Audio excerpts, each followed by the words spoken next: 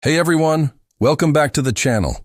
Today we're diving into one of the most stunning moments in modern boxing history, a night that sent shockwaves through the entire sport. We're talking about the fight that ended not with a referee's wave or a 10 count, but with the throwing of a white towel. We're talking about Canelo Álvarez versus Terence Crawford, and the moment Canelo's own corner saved him from himself. For years, the debate raged. Who is the true pound-for-pound king? Canelo, the face of boxing, the powerhouse who had conquered multiple weight classes. Crawford, the undefeated master technician, the boogeyman lurking in the welterweight division. When the fight was finally announced, the boxing world held its breath. It was a legacy fight, a clash of titans destined to define an era. The build-up was electric, filled with mutual respect, but underscored by an intense, unspoken rivalry. Canelo was the betting favorite, his power and chin machine to be the deciding factors. But Crawford had that look in his eye, the quiet confidence of a man who knows something everyone else is about to find out.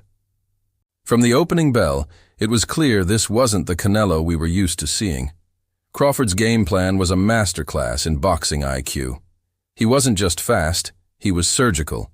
His jab, thrown from both orthodox and southpaw stances, was a relentless piston, snapping Canelo's head back and disrupting his rhythm before he could even set his feet to throw his signature power shots.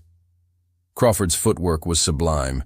He was a phantom, circling, pivoting, creating angles that left Canelo swinging at empty space. You could see the frustration building in Canelo's eyes as early as the second round. He was the hunter, but for the first time, he was the one being expertly stalked. As the rounds ticked by, the narrative of the fight became painfully clear.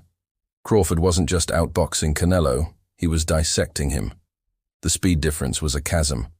Crawford's combinations were lightning fast, landing, and then he'd be gone before Canelo could even think about a counter. The body shots, a Canelo specialty, were now being used against him. Crawford relentlessly dug into Canelo's midsection, sapping his gas tank, taking away the foundation of his power. Every time Canelo tried to press forward and turn it into a brawl, Crawford would either tie him up expertly or sting him with a precise counter that made him hesitate. By the middle rounds, Canelo's face was a mask of swelling and confusion. He was still coming forward, his champion's heart refusing to quit, but he was a step behind everything. Crawford, on the other hand, looked like he was just warming up. He was talking to Canelo, taunting him, completely in control. He wasn't just winning the fight, he was breaking his opponent's will. The crowd, which had been a sea of red, white, and green roaring for their hero, grew quieter with each passing round, a nervous tension replacing the earlier celebration.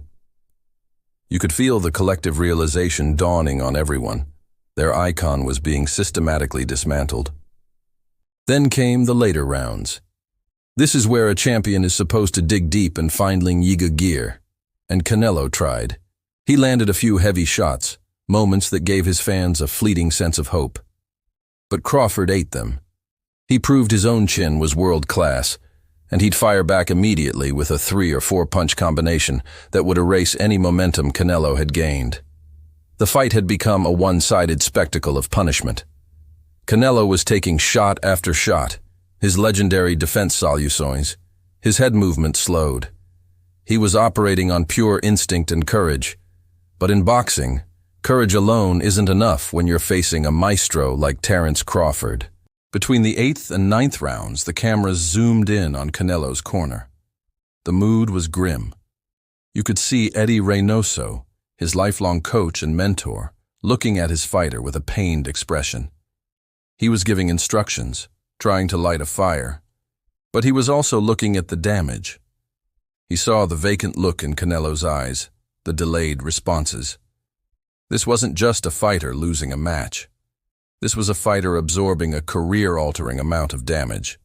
It was a look of a man who knew a devastating decision was looming. The 9th round was brutal. Crawford, sensing the end was near, went for the finish. He unleashed a furious assault, trapping Canelo on the ropes. A barrage of punches rained down, snapping Canelo's head back repeatedly. The referee looked close, but Canelo, in a final act of defiance, wouldn't go down.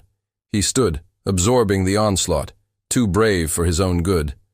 The bell rang, saving him, but everyone knew it was just a temporary reprieve. As Canelo stumbled back to his corner, his legs unsteady, the arena was filled with a stunned silence, and then it happened. As the 1-minute rest period was ending, while the referee was checking on Canelo, a white towel flew into the center of the ring. For a second, there was confusion. It wasn't from Crawford's corner. It came from Canelo's.